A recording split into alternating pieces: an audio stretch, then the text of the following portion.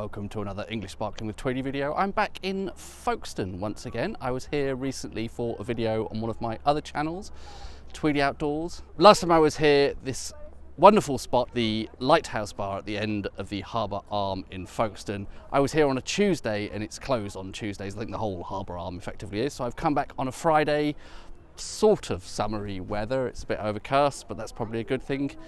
And I'm going to see if I can find some English sparkling there. Here I am at the Lighthouse Bar. You can see it behind my big fat head. I have a friend coming along later. So I've got a bottle of Simpsons Rose. It's Canterbury Rose, I think they call it. They're based halfway between Canterbury and Dover. Is it somewhere like Barham?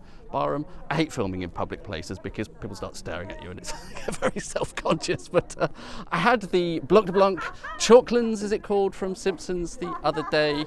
And I think I might have actually had a very slightly faulty bottle. So hopefully actually tasting this down in Kent, some magic property will mean that it's in better form. Interesting colour there. It doesn't even look like a rosé to me. It's absolutely gold. It's a sort of deeper gold, but there's very little pinking, for want of a better word. That's not a very technical term, is it? I am getting some berry fruit sort of notes, slightly veering towards cranberry, I would say. And part of the reason I'm saying that is there is a slightly, I know it sounds strange to describe any aroma as bitter, but it has a slightly bitter edge to it. And I think there's a little bit of that kind of struck match note.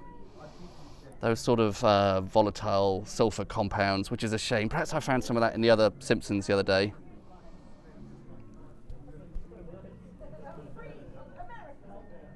On the palate, it's a bit fuller and fruitier and juicier than I was expecting from that nose. I imagine it might be a little bit severe and dry. Relatively generous with the dosage here. It does come across as ever so slightly sweet, but there is a good hit of zing, a little bit of minerality to carry that along. Should I move so you can see more of the lighthouse rather than my fat head? That struck match note is starting to settle down now, which I'm very relieved about. I'm getting some slightly floral character. I think in the official tasting notes they mentioned rosehip. Yeah, and I would say something like rose petals. Yeah, that's quite nice actually. Generally okay. Find the balance is a tiny bit off on the palate. Tiny little bit sweeter than I would like it to be. And yeah, I'm never a fan of that struck match thing, but it might improve by glass 2. Let's see.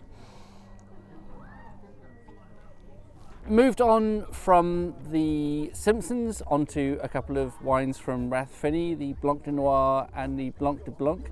I've featured at least one of those on the channel previously before, the Blanc de Noir, I think, possibly.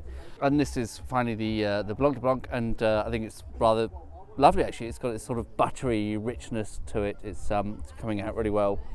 Anyway, I do think this is a very special spot to enjoy some English wine. Thanks for watching. See you on the next one. Cheers.